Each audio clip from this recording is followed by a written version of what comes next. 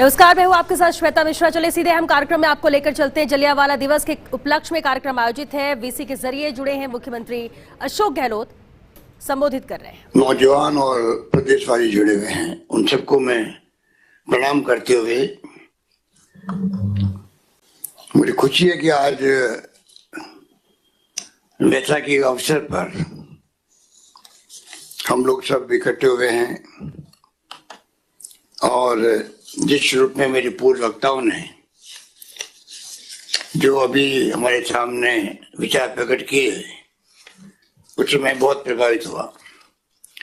और वैशाखी भी है, नवरात्रा भी है। मेरी बहुत बहुत प्रदेशवासियों को बहुत बहुत शुभकामनाएं। और ये भोलावण भी है कि जो कोरोना फैल रहा है बहुत भयंकर पूरे देश के अंदर और प्रदेश के अंदर दूसरी लहर आ चुकी है। और पिछली बार पूरे साल भर में जो कोरोना था उससे डबल से अधिक संख्या संक्रमित भी हो रहे हैं और कई लोगों की मृत्यु भी हो रही है। वो चिंता का विषय है। हम सबको, खुद को, अपने परिवार को और अपने सभी साथियों को और देशवासियों को, सबको हमें ध्यान रखना है। और जो प्रोटोकॉल है कोरोना के लिए, मास्क लगाने सहित उसकी पालना करवानी चाहिए। मास्क जो है वो वैक्सीन से कम नहीं है और वैक्सीन का अभियान चल रहा है। आने वाले वक्त में हम और तेज गति से चलाएंगे केंद्र के साथ में संपर्क में। ये मौका ऐसा है जब जलियांवाला बाग एक ऐसा कांड था 1857 के बाद में, जब मंगल पांडे और रानी लक्ष्मीबाई की शहादत हुई। उसके बाद में एक ऐसा अवसर आया, टर्निंग पॉइंट हो गया देश की आजादी की जंग का, जिसमें जो मेरे पूर्ववक्ता बता रहे थे किस प्रकार जलियांवाला बाग में जनरल डायर के माध्यम से जो नरसंहार हुआ वो देश के इतिहास में काले पन्नों पर लिखा गया है, काले अक्षरों में लिखा गया है। मुझे भी जाने का अवसर मिला जलियांवाला बाग। देखा किस प्रकार से, जो अभी एक वक्ता बता रहे थे, चारों ओर से बंद थे दरवाजे, कुआं था वहां पर, कुएं में लोग कूद गए बचने के लिए, बाहर जा नहीं सकते थे। और आज तक भी सही आंकड़े किसी के पास नहीं है कि कितने लोग वास्तव मारे गए थे। बुजुर्ग हो, युवा हो, बच्चे हो, सब थे उसके अंदर। तो जो उसके बाद में जो आपने सुना जिस प्रकार से पूरे देश के अंदर जलजिला एक बना और लंबा सफर तय हुआ और करीब उसके 27 साल बाद में हम आजाद हुए। तो आप सोच सकते हैं कि भगत सिंह, राजगुरु, सुखदेव फांसी पे चढ़े गए और गांधी जी के नेतृत्व में अलग से अहिंसा के रास्ते पर देश को चला करके कैसे आजादी मिले, वो आंदोलन चलता रहा। सुभाष चंद्र बोस अपनी सेना बनाई और उन्होंने एक इतिहास रच दिया देश के बाहर जाकर के किस प्रकार उन्होंने आईने बना करके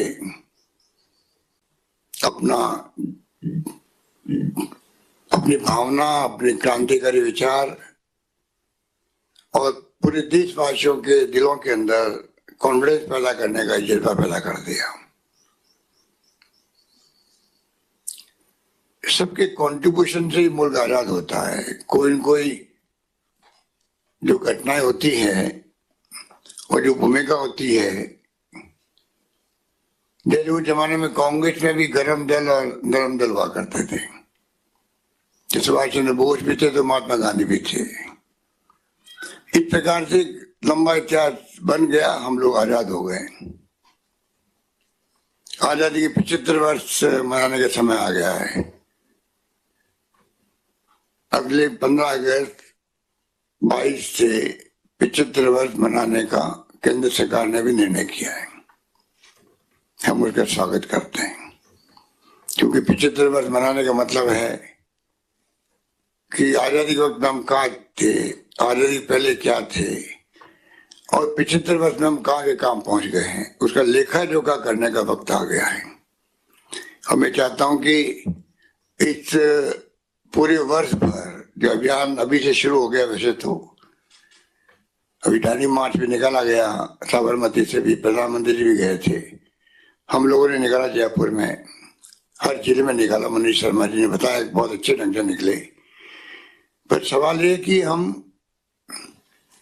एक साल भर तक इस देश की युवा पीढ़ी को,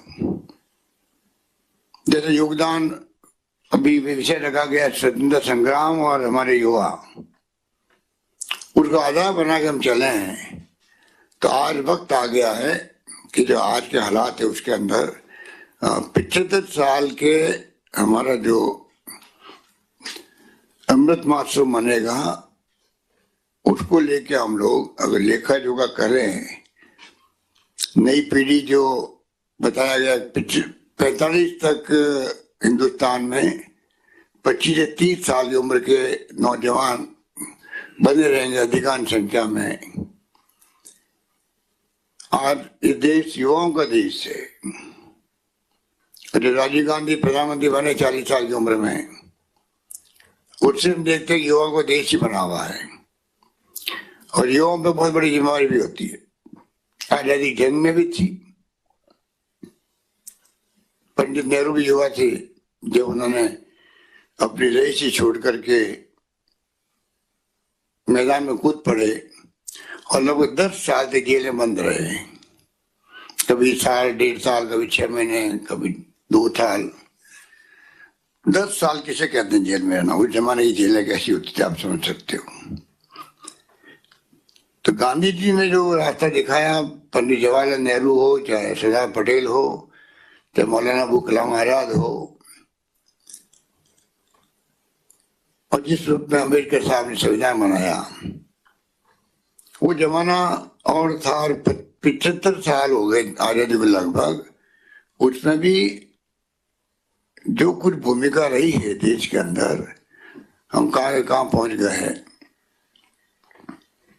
और आज आवश्यकता है कि नई पीढ़ी को हमारे मुल्क के संस्कार, संस्कृति सदियों से बहुत ही शानदार रही है, जिसका लोहा पूरा दुनिया के मुल्क मानते हैं। हिंदुस्तान के बारे में उनके सोच, उनके विचार अलग तरह के हैं। लोकतंत्र के लिए तो है ही है कि दुनिया का सबसे बड़ा लोकतंत्र मुल्क जो है, अगर पुराना अमेरिका है तो सबसे बड़ा लोकतंत्र कहीं है तो हिंदुस्तान के अंदर है। और लोकतंत्र को 75 वर्ष तक कायम रखा, ये भी कोई कम बात नहीं है। हमारे साथ जो मुल्क आजाद हुए थे, जो कि अंग्रेजों का सूरज नहीं डूबता था दुनिया के अंदर, और जो जो मुल्क आजाद होते गए, उसके बाद में वहां कई मुल्कों में लोकतंत्र कायम नहीं रह सका, बंदूकों का राज, सैनिकों का शासन चलता रहता। पाकिस्तान तो हमारे पड़ोस में देख रहे हैं, और भी जगह कई ऐसे जगह हुआ है। फिर हमारे यहाँ लोकतंत्र कायम भी रहा है। और आज हम बार बार कहते हैं कि जो आज की पीढ़ी है युवाओं की, उनके ऊपर भार है कल का देश को संभालने का। तो जब 70 साल पहले आजाद हुआ मुल्क, 75 साल पहले, तब जो युवा थे, जब हम गर्व से कहते हैं, भगत सिंह की बात करते हैं, चंद्रशेखर की बात करते हैं, राजगुरु की बात करते हैं, सुखदेव की बात करते हैं, लक्ष्मीबाई की बात करते हैं, मंगल पांडे की बात करते हैं, तो बहुत गर्व होता हम लोगों को। पर साथ में उनकी जीवनी, उनकी चिंतन, उनकी त्याग बलिदान, उसकी भावना उनके अंदर आना बचपन के अंदर। 23 साल के नौजवान थे भगत सिंह और राजगुरु और सुखदेव। आप कल्पना कीजिए, 30 साल में मंगल पांडे और लक्ष्मीबाई जिस रूप में आगे आए आजादी के लिए, उस वक्त के नौजवान अगर देश के लिए, जो देश के हालात थे गुलामी के, हम गुलामी की जंजीरों में जकड़े हुए थे, उस वक्त जिस प्रकार से उनमें जज्बा था, ये 5 था तो मैंने नाम लिए, सैकड़ों नाम होंगे उस जमाने के अंदर, वो जज्बा उनमें था, उसी जज्बे ने देश को आजाद करवाया। क्योंकि अच्छे संस्कार होने की बड़ी बात है, किसी मुल्क के संस्कार अच्छे हों नौजवान पीढ़ी के अंदर, बल्कि मैं यहाँ तक कहूँगा अगर स्वास्थ्य अच्छा है मुल्क के लोगों का, उसका बड़ा इम्पैक्ट पड़ता है, जिसपे हम जोर दे रहे हैं आजकल। तो पहले फ्री मेडिसिन, उसके बाद में फ्री टेस्ट, अब मुख्यमंत्री चिरंजीवी योजना लेके आए, प्रदेशवासियों सबका बीमा होगा 5 लाख तक का।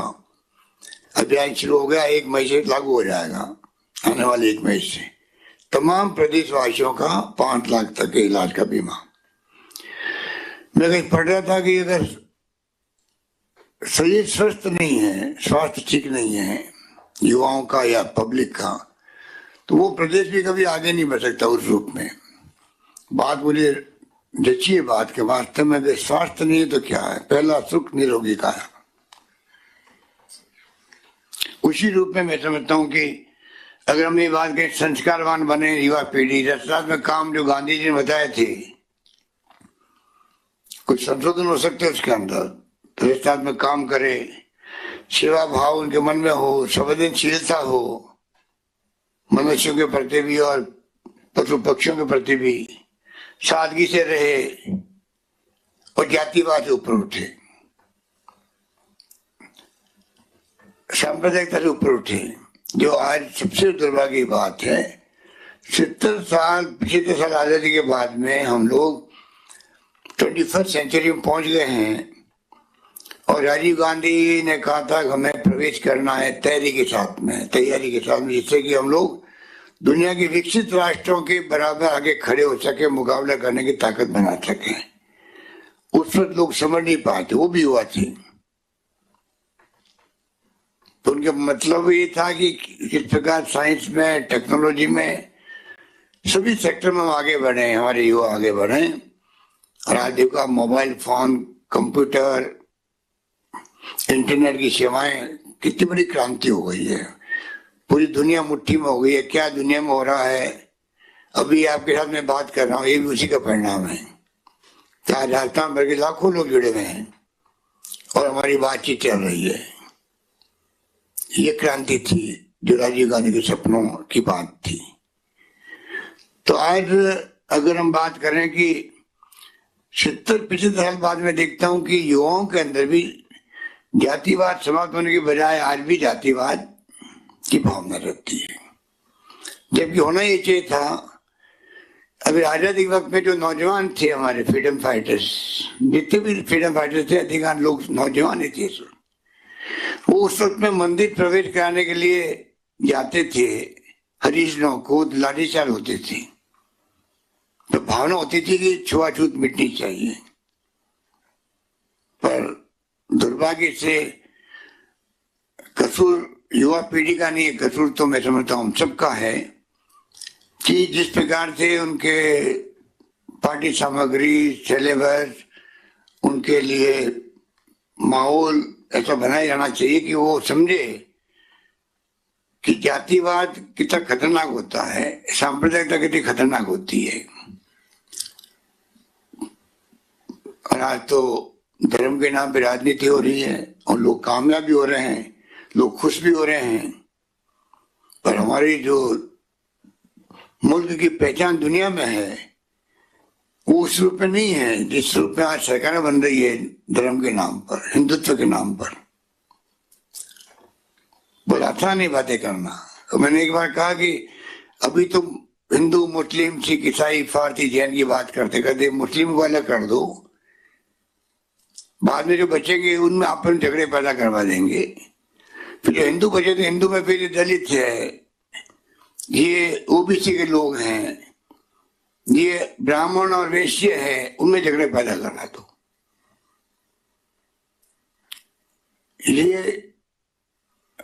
ये मैं समझता हूं कि बहुत ही अनफॉर्चुनेट ही है, तो खतरनाक भी है। छुआछूत आज होता है, आज भी ये मानवता पे कलंक है, मानव जीवन पे कलंक है। हम मानव के बीच में भेद करते हैं। तो कोई आवाज उठाता है? युवाओं को आवाज नहीं उठानी चाहिए। अगर आजादी मिली, गुलामी थी, गुलामी में क्या था? गुलामी में उस चीज की भाव थे। अंग्रेज जो आए थे, अंग्रेज अपने आप को सुपीरियर मानते थे। गोरी चमड़ी और काली चमड़ी की बात थी उस वक्त में। अगर उस वक्त में हम लोग इसलिए गुलामी को मानते थे कि ये मतलब अपना आप को मानते शासन हमारे ऊपर कर रहे, ये होते कौन है? और आज भी गुलामी है। जो गुलाम है वो गुलाम से रह रहे हैं। क्या हमारी ड्यूटी नहीं कि हम नौजवान पीढ़ी चाहे किसी जाति धर्म की हो, उनमें भावना पैदा हो। अम्बेडकर के वक्त में जो संविधान बना, उसके अंदर जिस प्रकार लोकतंत्र, वोटों का अधिकार किसने दिया देश को? एक कांग्रेस ने दिया देश को। लोकतंत्र किसने दिया? समाजवाद की बात किसने करी? कांग्रेस ने करी। धर्मनिरपेक्षता की बात किसने करी थी? ये तमाम जो संविधान के मूल तत्व है। मुझे खुशी होती है कि हमारे राजस्थान के राज्यपाल महोदय कलराज मिश्र जी आजकल बकायदा संविधान की मूल भावना को, कर्तव्य को पढ़ा रहे हैं। कोई मीटिंग होती है तो वो पाठन करते हैं। असेंबली के अंदर भी आए थे, तब उन्होंने पाठन किया था सबको। अगर हम संविधान की मूल भावना को नहीं रखेंगे तो बिना संविधान के देश कैसे चलेगा? संविधान की मूल भावना लोकतंत्र है, समाजवाद है, धर्मनिरपेक्षता है। क्या उस पर चल रहा है मुल्क? धर्मनिरपेक्षता भी चल रहा है। लोकतंत्र किस दिशा में जा रहा है कोई सोच सकता है? कौन सोचेगा?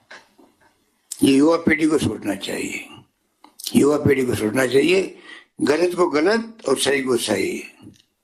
जब तक ये भावना नहीं होगी उनमें, तब तक आप इतिहास नहीं बना सकते हो। जिनके नाम लिए बड़े बड़े हमारे जो फ्रीडम फाइटर्स थे, नौजवान, उन्होंने इतिहास बनाया। कहा 70 साल के बाद में ही, बल्कि 100 साल के बाद में भी, 190 साल हो गए होंगे 1857 का जब युद्ध हुआ लगभग। आज भी हम इतिहास में लक्ष्मीबाई को याद कर रहे हैं, मंगल पांडे को याद कर रहे हैं, भगत सिंह को याद करते हैं, चंद्रशेखर को याद करते हैं। इतिहास बनाए उन्होंने। क्या हम लोग इतिहास नहीं बनाएंगे? नहीं बनाना चाहिए युवा पीढ़ी को आने वाले वक्त के लिए। और बनाने के लिए आपको क्रांतिकारी विचार पैदा करने पड़ेंगे। क्रांतिकारी का मतलब नहीं कि वो हिंसा करें। आप गांधी जी के रास्ते पे चलो, उसके बाद में भी क्रांतिकारी विचार हो सकते हैं आपके। आप अगर चिंतन करेंगे, मनन करेंगे, इतिहास पढ़ेंगे, तो आपको नए नए विचार आएंगे। और मन में जब आप खुद चिंतन मनन करेंगे तो कई तरह के खुद के विचार पैदा होंगे। वो आपके मौलिक विचार होंगे।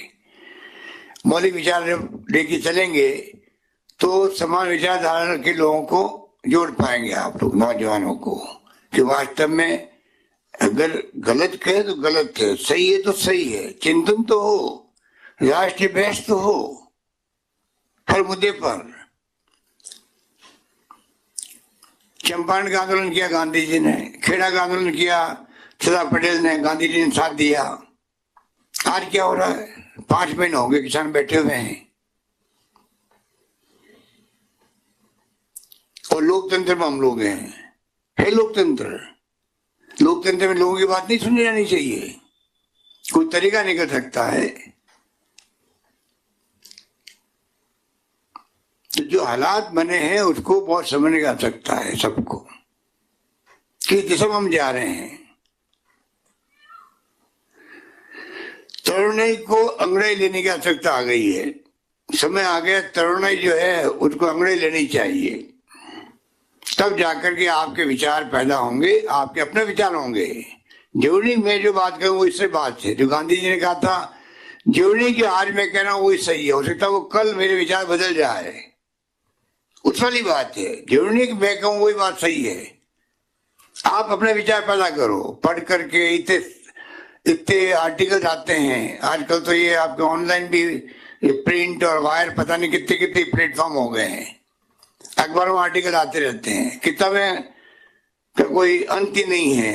लाइब्रेरी में हम जाएं, पढ़ें, इतिहास में क्या हुआ, खाली एक साल में एक प्रोग्राम दे दिया मनीष शर्मा जी ने और हम लोग आज बैठे बात कर रहे हैं, उससे काम नहीं चलेगा।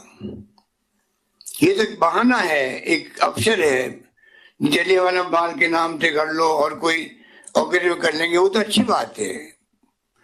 असली बात है कि आपके जो नौजवान पीढ़ी है उसको खुद को अध्ययन करने के लिए और आज पढ़ने की हैबिट चली गई है, हैबिट चली गई है।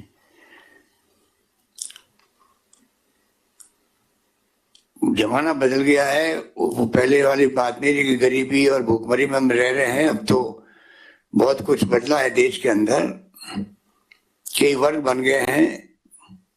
मिडिल क्लास भी है तो अपर मिडिल क्लास भी है, लोअर मिडिल क्लास भी है, बीपीएल वाले भी हैं और पैसे वाले भी हैं। अलग अलग सबके अप्रोच है जिंदगी जीने की, अलग बात है।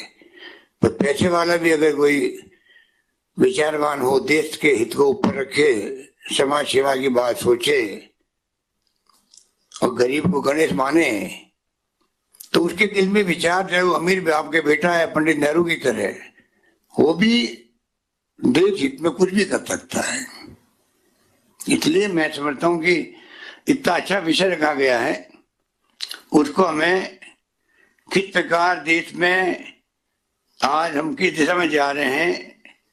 मेरी दृष्टि के अंदर तो आज जुडिशरी दबाव में है, इलेक्शन कमीशन दबाव में है, बाकी इनकम टैक्स ईडी वीडी तो ये आपके सीबीआई में तो ही दबाव के अंदर। तो क्या ये संस्थाएं जो प्रतिष्ठित है, जिसे देश चलता है, जिससे हम कहते कानून का राज होना चाहिए, इसका मतलब कानून का राज नहीं होगा तो मोहल्ले के अंदर हमें कोई आगे पीट देगा और कानून कुछ नहीं करेगा। कानून का राज रहेगा तो हम सब सुरक्षित हैं, हमारी बहन बेटी है सुरक्षित है, इसलिए कहते कानून का राज होना चाहिए। उसी प्रकार अगर देश के लोकतंत्र को बचाना है तो जुडिशरी की जगह जुडिशरी, एग्जीक्यूटिव की जगह एग्जीक्यूटिव और संसदीय परंपरा की तरह संसदीय परंपराएं, ये काम रहेगी तो ही तो रहेगा देश, लोकतंत्र काम रहेगा। बचाने की जिम्मेदारी किसकी है? अगर सब ठीक हो रहा है तो स्वागत करो उसका, फिर कोई दिक्कत नहीं है।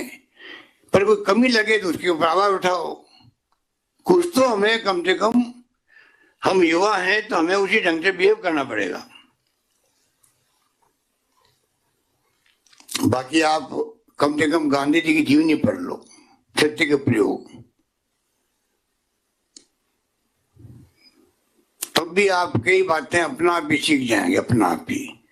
वो तो जीवनी तो उनकी है, उनके माध्यम से आप तमाम आपका व्यक्तित्व, आपके कर्तृत्व, आपकी सोच, वो जिंदगी जीने की कला आप समझ जाएंगे। इतना बड़ा खजाना है उनकी जीवनी अपना आप के अंदर।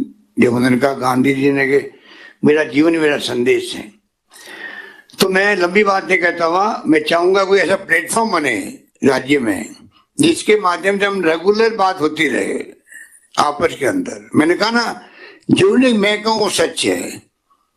हमारे कॉलेज के प्रोफेसर हैं, प्रिंसिपल्स हैं, बुद्धिजीवी है, हिस्टोरियंस हैं, कोई विषय के ज्ञानी हो सकते हैं। आप अपने एनजीओ बनाओ, अधिक से अधिक एनजीओ के प्लेटफॉर्म बुलाते रहो, 50 लोग 100 लोग इकट्ठे हों, नेशनल डिबेट तो हो, स्टेट डिबेट तो हो विषय पर। जो आपको लगे कि ये कोई नया विषय आया, डिबेट तो हो कम से कम उसके ऊपर। तब जाकर के मैं समझता हूँ हमारी जो पीढ़ी है वो समग्र विकास कर पाएगी, अपना चौमुखी विकास कर पाएगी। तो मैं उम्मीद करता हूं कि आज की जो शुरुआत हुई है, मैंने कहा मनीष शर्मा जी को, मैंने बचपन में तरुण शांति सेना में भाग लिया था। तरुण शांति सेना थी जो बांग्लादेश बॉर्डर में गया था, जब शरणार्थी आए थे, 1 करोड़ लोग आ गए थे बांग्लादेश युद्ध के वक्त में। ये इंदिरा गांधी थी प्राइम मिनिस्टर, युद्ध हुआ, 90,000 पाकिस्तान के जनरल कर्नल सैनिकों को सरेंडर करवा दिया, आत्मसमर्पण करवा दिया हमारी सेनाओं ने।